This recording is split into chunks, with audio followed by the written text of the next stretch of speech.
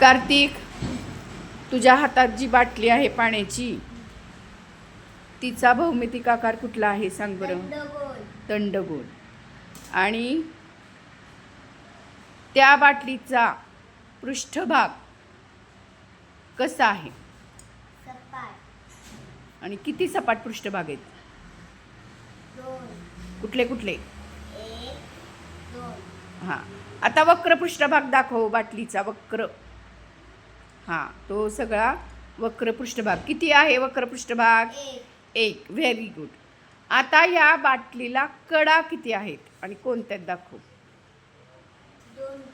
कुठल्या? हां, एक आणि दोन खालची, म्हणजे वक्र कडा आहे ती, आहे की नाही?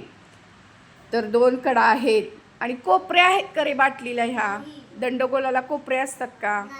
नाही. मग समजलं का बाळांनो? ह्याला काय म्हणायचं सांगा मग? दंडगोल. मग